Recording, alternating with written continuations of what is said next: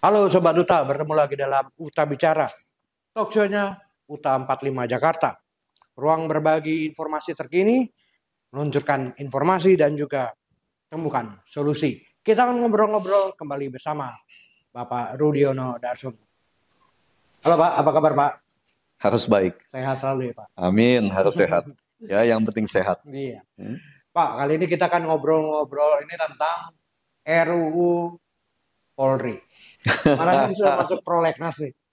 Masuk prolegnas, tapi tentunya ini akan lebih heboh lagi daripada undang-undang TNI kemarin. Undang TNI ya. Bagaimana menurut Bapak? Apakah memang kewenangan Polri ini sudah berlebihan atau seperti apa? RUU Polri sendiri ya, kalau di pandangan saya itu memang dibutuhkan saat ini. Iya. Tapi bukan untuk menambah kewenangan pastinya. Iya. Ya, yang pasti kan kewenangan Polri ini udah sangat-sangat banyak, udah terlalu banyak lah. Mungkin di seluruh dunia hanya kepolisian di Indonesia yang mempunyai kewenangan sehebat ini kan. Bukan hanya super body ya. Kalau kita ngomong dulu KPK adalah sebuah lembaga super body, ini kepolisian Indonesia sudah bukan super body namanya. Jadi apa ini ya? Jadi dia sudah mempunyai sebuah yang saya selalu sampaikan ya. Kepolisian Indonesia ini sudah membentuk sebuah negara di dalam negara. Mereka bisa membuat peraturan sendiri, mereka bisa membuat hukum sendiri, aturan-aturan hukum, mereka bisa membuat perundang-undangannya sendiri, ya. Jadi dengan Perkap, Perpori, semua segala macam lah. Ya, jadi mereka yang bikin aturan, mereka yang periksa, mereka juga yang putusin seseorang itu dianggap atau diduga bersalah atau tidak. Ya. Jadi memang sudah sangat luar biasa kekuasaan atau kewenangan yang diberikan kepada Polri sejak reformasi ya. Terutama yang selalu saya sampaikan lah. Dalam 10 tahun terakhir itu Pak Jokowi sebagai presiden, amburadul lah hukum kita. Ya, sudah nggak karuan lah. Ya, padahal kritik-kritik terhadap kepolisian kan ini demikian gencar juga ya Pak ya. Mulai dari lagu bayar dari Sukatani gitu ya. Terus juga julukan Parcok sendiri ya, Partai Coklat. Ini kan juga itu kan bentuk kritikan terhadap kepolisian. Nah, Bapak melihat begitu banyaknya kritikan terhadap kepolisian terkait dengan RUU ini bagaimana? Sebenarnya gini ya, saya sebenarnya juga bukan saya ada rasa takut atau takut itu manusiawi ya. Tapi saya malas untuk mengkritik kepolisian Polri ya. Polri itu boleh dibilang sebuah organisasi dalam negara Indonesia yang paling anti kritik. Ya, mereka itu kayak kita ngomong tadi kamu sebut Sukatani kan. Mereka yang dianggap kalau ada suatu pembicaraan yang dianggap kurang baik mengenai institusi kepolisiannya itu sendiri, mereka akan menjadi seperti monster yang sangat menakutkan ya. Kan langsung dicari Sukatani kan. Dicari dimanapun untuk ya saya nggak tahu ya apakah itu yang isu-isunya kan diancam, ditekan sampai harus membuat klarifikasi. Karena sebuah klarifikasi itu tidak mungkin bisa terjadi tanpa ada tekanan-tekanan dari pihak-pihak kepolisian itu sendiri. Karena kita sangat tahu ya, kita orang Indonesia dan saya sendiri juga kan saya sangat merasakan bagaimana kejam dan kerasnya Polri menjalankan kewenangannya itu yang kadang-kadang dijalankan tanpa hak konstitusi. Tapi dijalankan atas dasar kewenangan yang diberikan melalui perkap-perkap atau perpori itu, peraturan polisi atau peraturan Kapolri itu. Jadi mereka bikin aturannya sendiri untuk menekan rakyat, menekan masyarakat. Ya, jadi sangat bertentangan dengan keinginan founding father ya, bukan hanya Pak Prabowo kali ini yang sangat keras kan, dari founding father kita atau dari Gus Dur yang menginginkan atau membawa reformasi pada saat kepemimpinannya itu ya, bahwa Polri ini harus menjadi pengayom ya dari institusi sipil, menjadikan bahwa rakyat Indonesia bisa bersosialisasi dengan baik sesuai dengan hukum dan aturan yang ada. Ya, tapi pada realitanya justru Polri menjadi sebuah monster yang sangat menakutkan untuk masyarakat Indonesia ya. Coba kita tanya apa sedikit, dan kritik-kritik yang diberikan itu kan sangat banyak. Tapi apakah ada satupun yang didengar? Gak ada. Mereka seperti menurikan kupingnya dan membutakan matanya, berjalan sesuai dengan yang mereka anggap ini kekuasaan saya, ini kewenangan saya. Kan gitu. Ya, jadi mereka nggak akan peduli rakyat atau masyarakat mau ngomong apa, yang penting bagaimana saya bisa berkuasa. Jadi julukan Parcok itu semakin cocok dong, bahwa kan partai coklat ya. Ini berarti pihak kepolisian sudah menjadikan organisasi politik di dalamnya. Gini, ya, Parcok itu sebenarnya suatu julukan yang diberikan oleh masyarakat ya, yang juga didengungkan oleh anggota DPR waktu itu, karena satu kondisi yang saya bilang tadi ya, polisi ini sudah menciptakan sebuah negara dalam negara. Negara kepolisian yang mengatur rakyat Indonesia untuk takut terhadap mereka, bukan untuk segan atau menghormati status mereka sebagai polisi. Tapi bagaimana membuat rakyat menjadi takut dan tidak berani untuk berbicara yang tidak baik mengenai atau kurang baik atau sesuai fakta yang ada dalam situasi negara kita ini tentang institusi kepolisian atau tentang oknum-oknum di kepolisian. Kalau oknum satu ini terlalu banyak ya.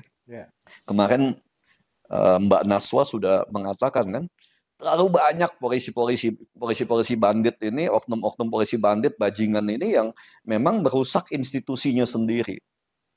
Ya, penjualan narkoba, ya, menjadi backing dari penambang liar, penyelundupan, koruptor, udah sangat banyak yang saya sampaikan tadi. Jadi polisi ini, kalau kita bicara yang undang-undang TNI ya, yang dikatanya akan membuat dui fungsi TNI, saya gini loh ya, saya tambah ke sini, kok saya tambah yakin ini terlalu banyak pendemo bayaran ya tentang undang-undang TNI sendiri ini. Atau di samping yang orang-orang bayaran ini, dari oknum-oknum yang merasa terganggu, kewenangannya akan tersingkir mungkin atau akan berkurang ya. Saya juga kok jadi yakin bahwa banyak juga anak-anak kita ini mahasiswa yang nggak mengerti undang-undang TNI itu kenapa bisa begitu cepat dan bisa berjalan dengan sangat lancar ya, termasuk para yang saya lihat kemarin dalam wawancara Pak Prabowo ya, wartawan senior malah ya, yang menanyakan tentang dui fungsi TNI. Karena kalau dibaca secara baik ya, secara benar dengan otak yang waras, dui fungsi undang-undang TNI itu nggak ada yang baru. Yang baru hanya perpanjangan usia. Hanya perpanjangan usia pensiun TNI. Yang lainnya itu hanya membuat supaya apa yang selama ini sudah dikerjakan TNI di dalam reformasi ini mempunyai legal standing, mempunyai dasar hukumnya, yaitu TNI yang ditempatkan di Kejaksaan Agung. Kan ada Jampitmil, Jaksa Agung Pidana Militer. Kan ada militer juga, yang oknum militer yang berbuat salah harus diadili. Di Mahkamah Agung ada hakim ya, hakim agung militer. Yang dulu itu kan, misalnya kita bicara, yang dulu itu tidak terakomodasi di dalam undang-undang. Hanya implementasinya sudah dijalankan. Kan itu. Jadi saya melihat kadang-kadang kita sebagai akademisi lucu ya. Apa sih yang mau diprotes? Nggak ada yang baru. Undang-undang TNI ini nggak ada yang baru. Yang baru cuma satu. Perpanjangan usia pensiun. Ya, dari TNI yang memang secara logika itu pensiun pada usia 53 tahun itu kan usia yang sangat produktif untuk para prajurit itu ya. Itu yang harus benar-benar diperhatikan. Kalau rakyat biasa aja itu sangat diperhatikan, apalagi TNI. TNI nggak punya uang itu, nggak ada sampingannya untuk meresana sini, nggak ada itu. Ya, dia 53 tahun diberhentikan, dia sebelumnya tidak boleh berbisnis, terus setelah dia pensiun mau jadi apa? Ini juga yang harus dipikirkan oleh negara.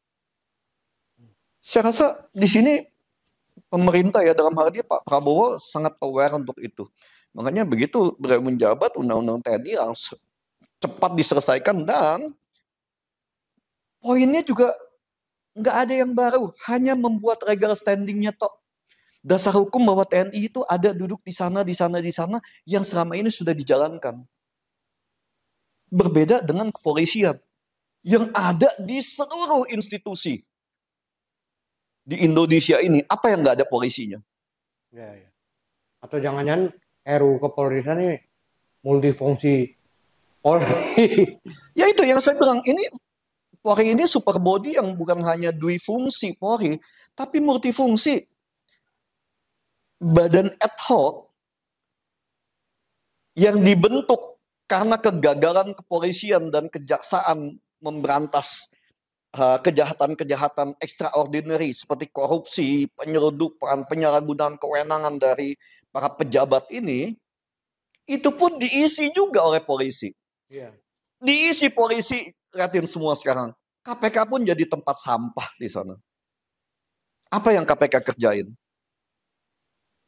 Hasil KPK hari ini tidak lebih dari 10% apa yang dikerjakan oleh Kejaksaan Agung. Padahal cita-citanya KPK itu yang bisa memperbaiki kinerja polisi dan Kejaksaan Agung. Tapi begitu diisi polisi sebagai pimpinan di KPK, KPK itu menjadi tempat sampah hari ini. Ya. Menjadi tempat-tempat orang yang saya bilang kan, institusi kepolisian itu institusi yang anti kritik. Mereka menjadi sebuah institusi pendendam ya.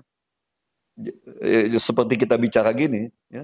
Jadi bisa aja besok juga dipanggil kan.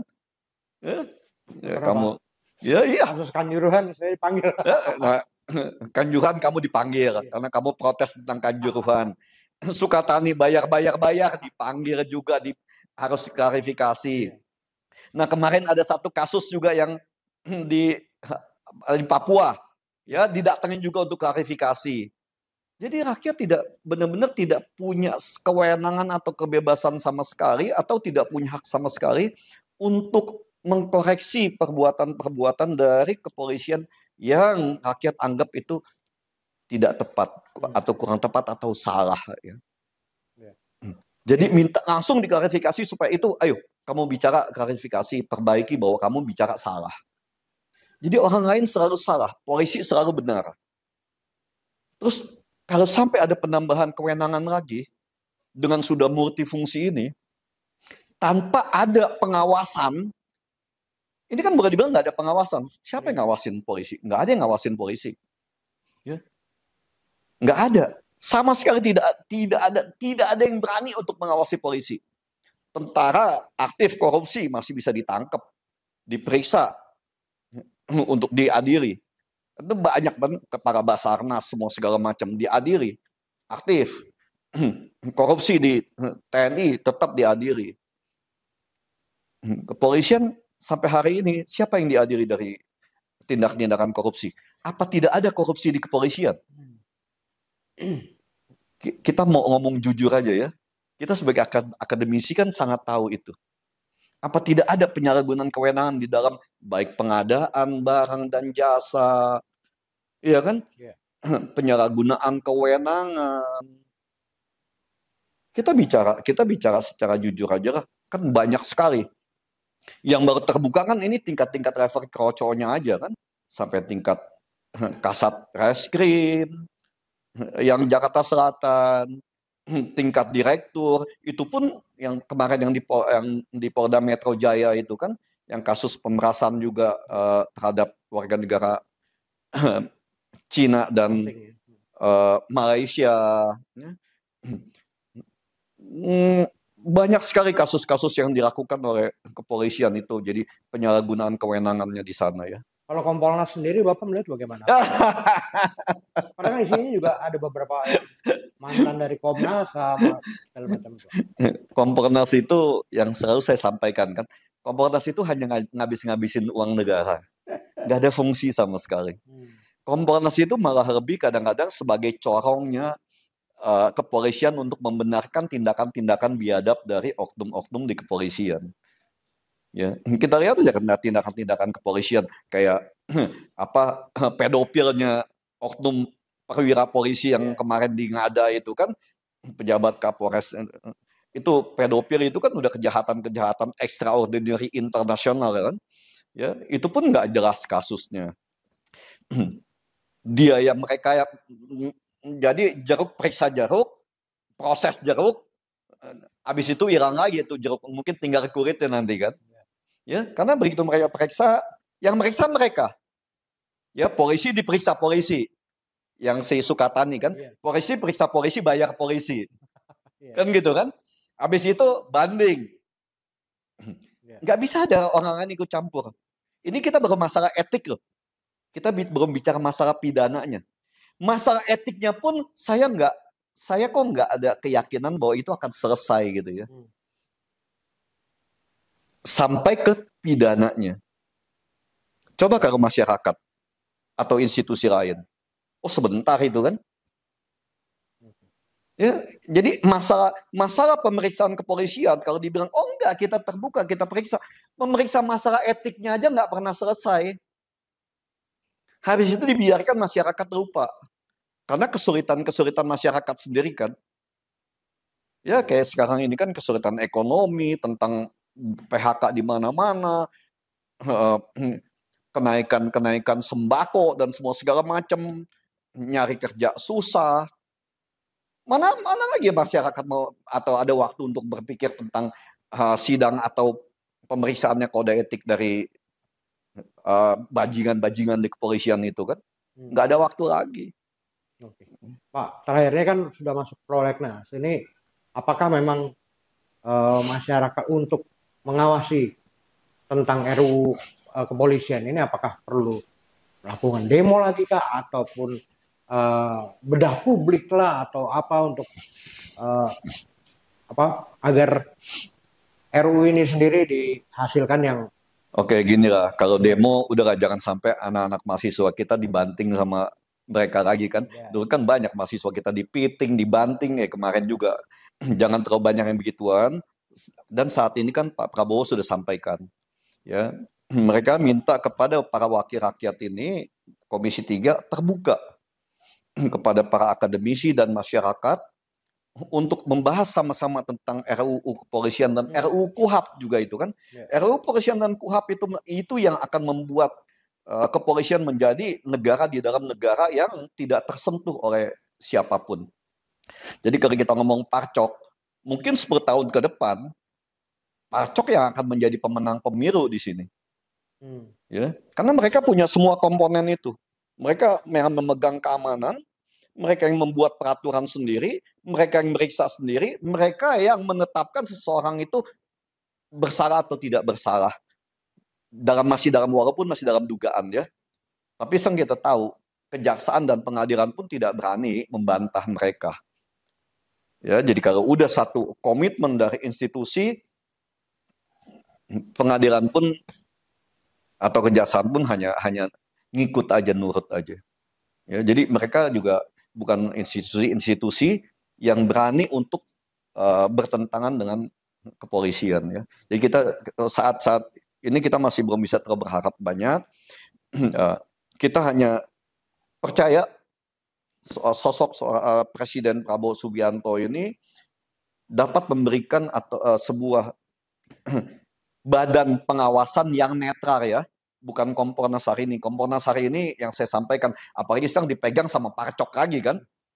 Kan ketua Kompolnas Parcok juga. Ya, jadi kita nggak usah terlalu banyak berharap ya. Kompolnas itu suatu institusi yang hanya buang-buang uang rakyat lah.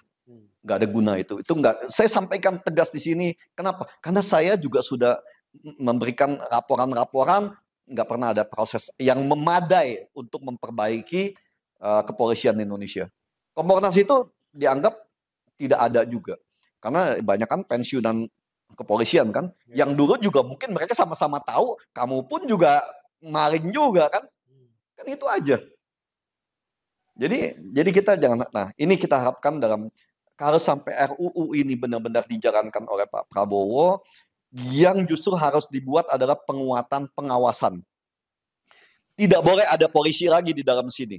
Dan harus akademisi nasionalis yang memang berwawasan nasional.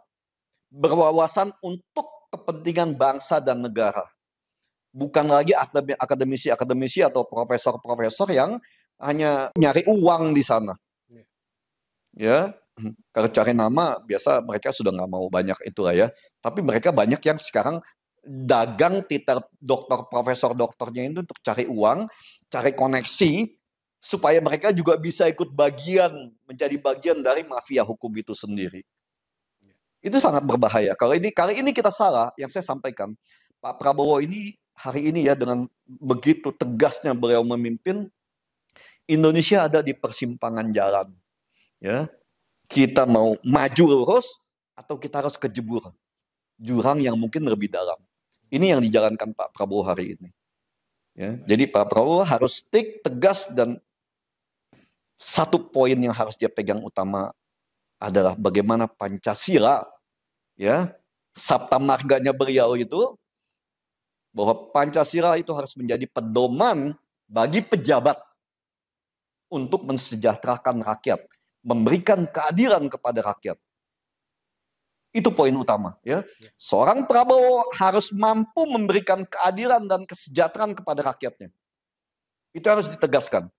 Ya, Pak Rudi, ini paling terakhir. RUU Kepolisian sudah masuk prolegnas. Kira-kira masih ada harapan nggak untuk memperbaiki? Gini ya, kan Pak Prabowo sudah berjanji terbuka yang tadi kita sampaikan itu ya. Jadi harapan saya itu adalah justru RUU itu harus berisi pemberian batasan-batasan kepada Kapolri ya. Dalam hal ini ya, pihak kepolisian kepada Kapolri tentang kewenangannya. Harus ada batasan Kapolri itu. Dan pertama, yang kedua adalah memberikan satu institusi pengawasan yang memadai ya. Ya, karena kalau pengawasan yang keras saya rasa mungkin nggak tahu ya sampai di mana nanti kekuatan Pak Prabowo itu untuk mensupport kenyamanan dan keamanan rakyat untuk bisa mempunyai polisi yang menjadi pengayom. Ya, bukan menjadi monster yang selalu kita sampaikan itu kan, tapi menjadi pengayom dan pengaman bagi masyarakat bangsa ini. Jadi ada dua harapan itu. Ya. Kenapa pembatasan? Karena selama ini yang dirasakan masyarakat adalah bagaimana kepolisian itu membuat aturan-aturannya sendiri. Ya. Seperti yang Pak Prabowo sampaikan kan, tidak boleh ada satu institusi pun yang mengeluarkan peraturan-peraturan teknis tanpa izin presiden. Nah ini selama ini yang membuat kacau dan berantakan hukum di bawah itu adalah peraturan teknis Kapolri. Peraturan kepolisian, Perpol, dan Perkap, peraturan Kapolri, yang dibikin semau-maunya. Sesuai dengan kondisi yang mereka anggap itu membahayakan diri mereka. Oh saya harus begini, harus begitu, dibuatlah peraturan pagi sore itu. Jadi harapan utama itu tidak boleh lagi ada Perkap atau Perpolri itu, ya, peraturan Kapolri atau peraturan kepolisian yang dibuat tanpa izin dari presiden atau di luar undang-undang. Untuk mempermainkan hukum, bekerja sama dengan mafia hukum untuk bisa bagaimana mereka mencari uang-uang sampingan itu ya, bukan uang sampingan karena jumlahnya itu pasti sangat besar ya. Ya, itu yang harapan saya. Jadi tidak boleh ada lagi peraturan teknis seperti yang disampaikan Pak Prabowo. Ya, dan saya harap itu benar-benar dijalankan dan Pak Prabowo dapat menjamin bahwa statementnya itu dijalankan oleh bawahannya. Ya kalau nggak harus ada tindakan atau nama Pak Prabowo di sini yang dipertaruhkan. Kan itu. Saya rasa itu aja yang harus menjadi catatan kita ya. Peraturan pembatasan kewenangan terhadap kepolisian. Yang kedua adalah memberikan institusi atau badan pengawas yang memadai. Kalau Kompolnas itu hari ini kita nggak bisa harapkan, ya karena memang nggak ada apa-apanya sih. Ya. Baik, Pak Rudi, terima kasih atas waktunya, Pak. Sama-sama. Kita ketemu lagi di episode selanjutnya. Oke, anytime ya. Buat bangsa ini kita selalu siap. Baik. Ya, kita akan selalu memberikan masukan-masukan dan ya kita jalankan sesuai dengan bidang kita lah. Ya. Baik, terima kasih Pak. Terima kasih. Baik, Sobat UTA, demikian UTA Bicara, talkshow-nya UTA 45 Jakarta. Ruang berbagi, masalah terkini, meluaskan informasi dan juga temukan solusi. Jangan lupa subscribe, like, komen, dan juga share di media sosial. Dah.